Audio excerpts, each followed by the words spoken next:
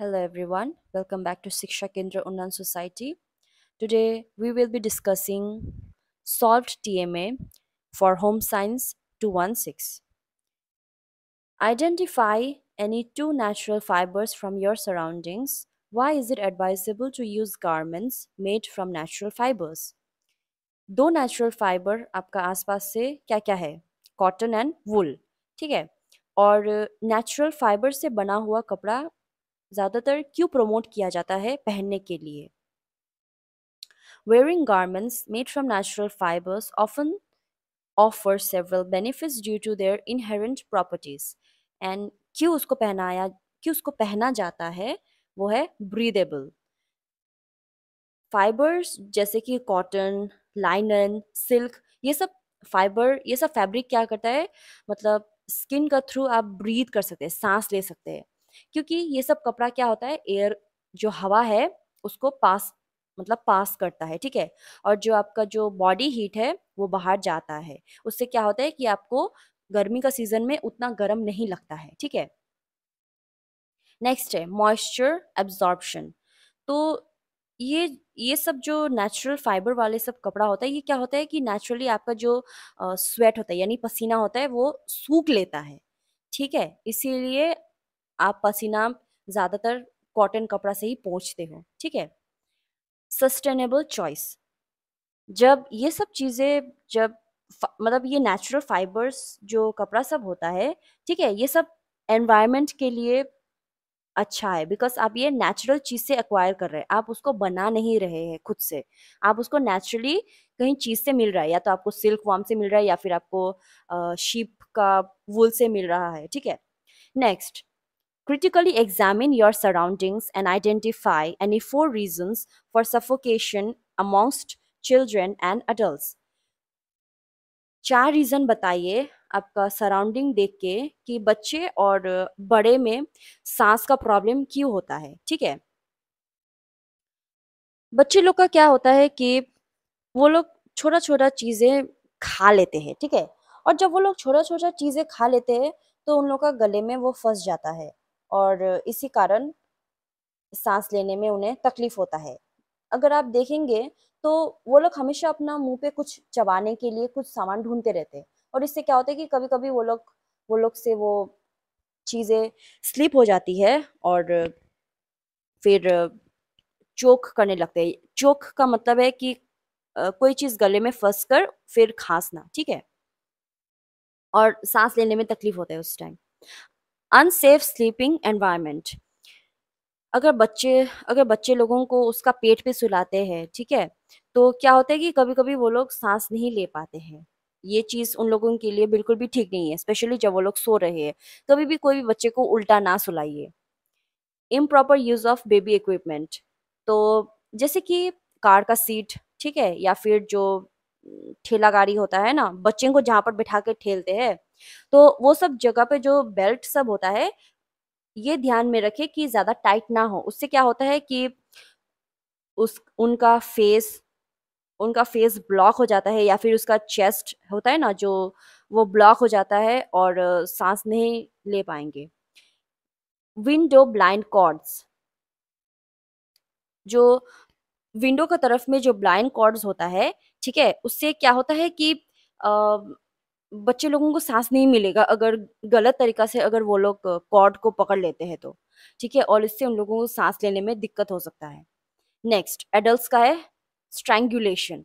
Strangulation बोलने से जैसे कि, बस मैं एग्जांपल दे रही हूँ, ठीक है।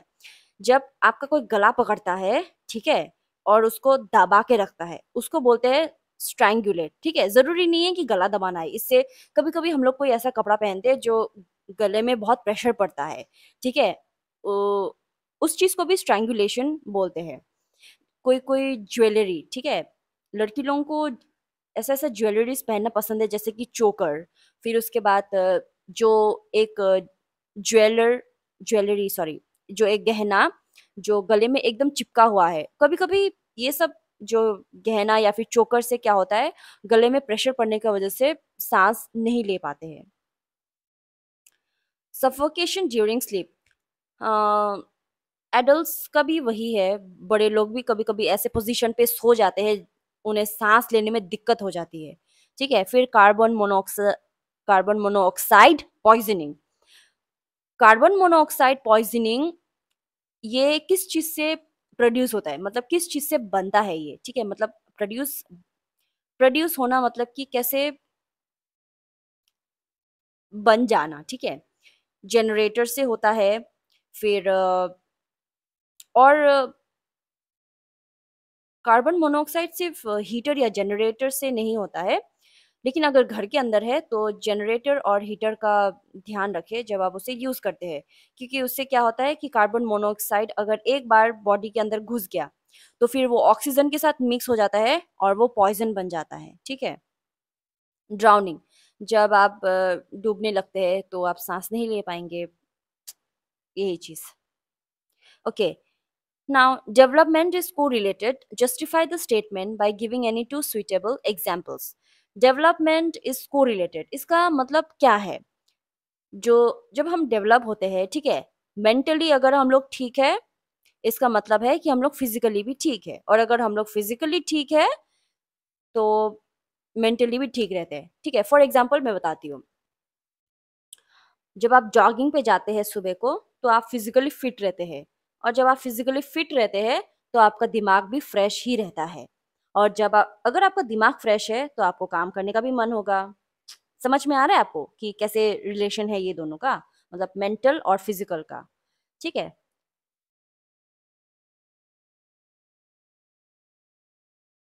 Now next is health is the proper functioning of both body and mind. Define health according to World Health Organization and list two characteristics features each of good physical health, good mental health and good social health. ठीक है, तो first of all हम लोग देखेंगे कि health का definition क्या है। हेल्थ का डेफिनेशन है कि जो फिजिकली, मेंटली और सोशली ठीक रहना और जिसमें कोई डिजीज नहीं है। डेफिनेशन, हाँ, डेफिनेशन ऑफ हेल्थ यही है, ठीक है? और गुड फिजिकल हेल्थ का क्या क्या साइन है? वाइटेबिलिटी और एनर्जी। वाइटेलिटी में क्या होता है कि जो आपका फिजिकल हेल्थ होता है, ठीक है, आपका एनर्जी लेवल, ठीक है, फिर और आप कैसे काम कर रहे हैं, ये सब चीज देखने के बाद पता चलता है कि हाँ, इनका गुड फिजिकल हेल्थ है क्योंकि ये अच्छे से काम कर कर पा रहे हैं। दूसरा है बॉडी कंपोजिशन। अगर आपका, क्या बोलते हैं उसको, जब आप अच्छे से खाना खाते हैं, ठीक है, तो वो अच्छे से डाइजेस्ट होता है और अच्छे से आप टॉयलेट भी जाते हैं। और दूसरा चीज़ ये है कि आपका जो चर्बी सब है उतना नहीं होता है क्योंकि आप अपना मेंटेन रखते हैं, ठीक है, अच्छे से खाना खा के, अच्छे से एक्सरसाइज करके। नेक्स्ट है good mental health. Good mental health कैसे पता चलेगा?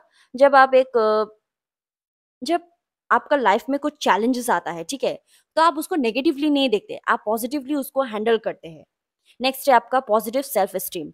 चाहे आपका लाइफ में जितना भी प्रॉब्लम आए, ठीक है, जैसे कोई आपको कुछ उल्टा सीधा भी बोल दे ना, पर फिर भी आप वो चीज के ऊपर ज्यादा फोकस नहीं करेंगे।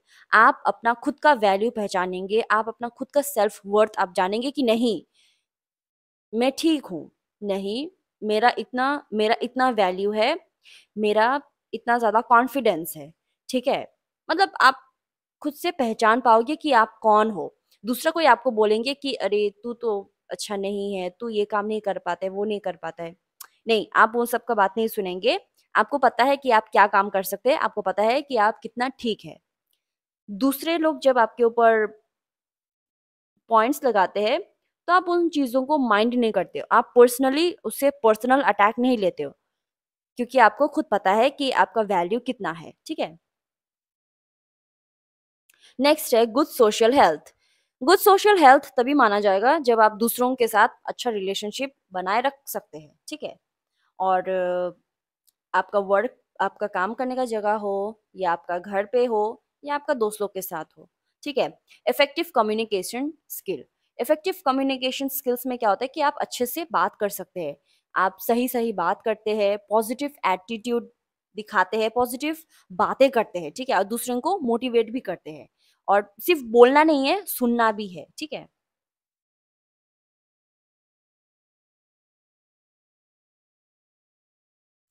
Resources are limited. What four guidelines will you suggest to your community to use resources efficiently? Resources बहुत लिमिटेड होते हैं, तो आप क्या 4 गाइडलाइंस देना चाहेंगे आपका कम्युनिटी के लिए ताकि वो लोग रिसोर्सेज अच्छे से इस्तेमाल कर सके विदाउट एनी वेस्ट, ठीक है? रिड्यूस वेस्ट, जितना हो सके वेस्ट को कम करना है। वेस्ट का मतलब है कि जो लेफ्ट ओवर, यानी कि जो जो चीज़ें नहीं चाहिए, ठीक है? फॉर एग्ज़ाम्पल आप एक पेपर का इस्तेमाल कर रहे हैं, थोड़ा-सा उसमें कटिंग-वटिंग कर लिया, ठीक है? जो बचा हुआ जो पेपर है, उसका आप दूसरा चीज़ में भी आप इस्तेमाल कर सकते हैं, ठीक है? और उससे क्या होता है कि जो वेस्ट प्रोडक्ट होता है, यानी कि जो बचा-कुचा जो प्रोडक्ट सब होता है, वो सब चीज़ों को भी आप अच्छे से अगर इस्तेमाल कर सकते हैं, तो वेस्ट ज़्यादा नहीं होगा। हम लोग देखते हैं ना कि अगर ग्लास फूट जाता है, तो उसको क्या करते हैं, हम लोग फेंक देते हैं। लेकिन अगर आप लोग म्यूज़ियम पे जाएँगे या फिर कोई दूसरी जगह पे जाएँगे, तो वहाँ पर वो लोग एक ग्लास का भी कलेक्शन रखता है। टूटा-फूटा ग्लास को भी वो लोग जोड़-जोड़ के कुछ अच्छा फिगर बना के रखते हैं, ठीक है? नेक्स्ट है प्रायोरिटाइज एसेंशियल नीड्स। जो चीज़ का ज़रूरत है, बस वही चीज़ में ज़्यादा फोकस करना है। फूड, क्लीन वाटर, ठीक है? फिर एजुकेशन, ये सब चीज़ों पे ज़्यादा फोकस करना है। नेक्स्ट है प्रोमोट सस्टेनेबल प्रैक्टिसेस। जैसे पहले पहले क्या होता था कि हम लोग प्लास्टिक का प्लेट इस्तेमाल नहीं करते थे, याद है? हम लोग पत्ते को सुखाते थे, फिर पत्तों से हम लोग प्लेट बनाते थे, पत्तों से बाटी बनाते थे, ठीक है? तो ये सब सस्टेनेबल चीज़ें हम लोग को और भी ज़्यादा प्रैक्टिस करना चाहिए। जो अभी प्लास्टिक बैग सब होता है, ठीक है? अभी तो चेंजेस आ रहा है, जैसे कि प्लास्टिक बैग छोड़ के हम लोग पेपर का बैग यूज़ करते हैं शॉपिंग का टाइम पे। तो ये सब चीज़ें क्या होता है कि अगर आप फेंक भी देते हैं, तो वो अर्थ में जाके डिकम्पोज़ हो जाता है, यानी कि वो गल जाता है। नॉट एक्ज़ैक्टली गल जाता है, यानी कि मतलब डिकम्पोज़ हो जाता है। लेकिन अगर प्लास्टिक आप फेंकते हैं मतलब कहीं पे, तो उसे डिकम्पोज़ होने में बहुत टाइम लगता है और बहुत सारा सॉइल पॉल्यूशन भी हो जाता है, ठीक है? Collaborate and share. Foster a sense of community and collaboration by sharing resources when feasible. तो हाँ, तो इससे क्या होता है कि जब आप कुछ चीज़ें बना रहे हैं कम्युनिटी के अंदर, ठीक है? फिर प्रोजेक्ट सब, तो उससे क्या होता है कि हम लोग बहुत ज़्यादा हम लोग सामान खरीदते हैं, फिर उसके बाद उसको फेंक देते हैं।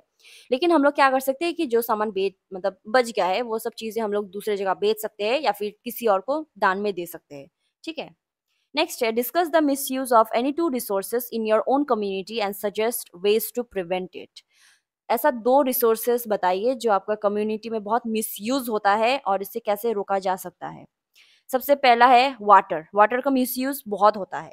मतलब टैप खुला छोड़ देंगे, मतलब टैप से पानी गिर रहा है, कोई उसे बंद नहीं करेगा, लोकल पानी है, क्या फ़र्क पड़ता है ना? लेकिन आप इसे क्या कर सकते हैं, आप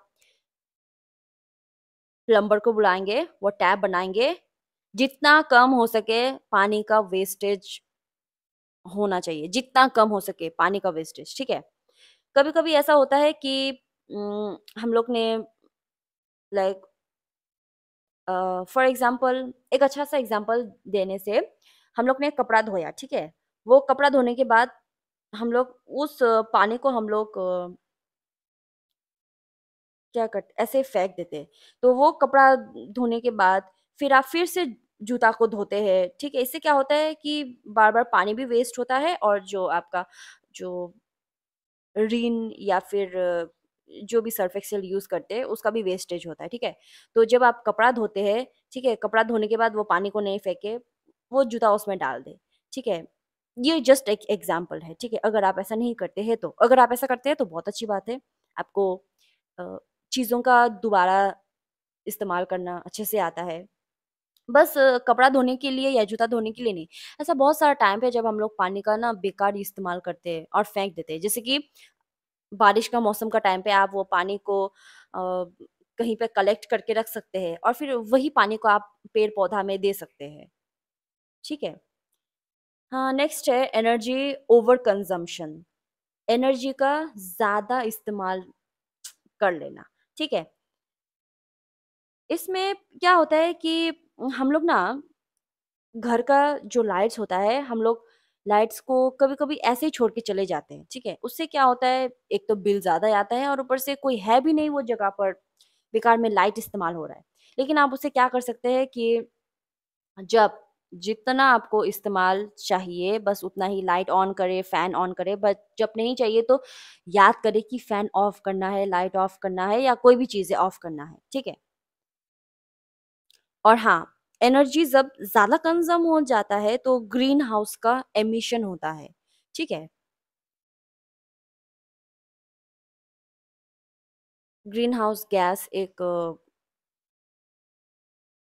गैस जो आपका एनर्जी से निकलता है, ठीक है? प्रिवेंशन जैसे कि मैंने बताया, आप लाइट, फैन ऑफ कर सकते हैं जब इसका इस्तेमाल नहीं है तो।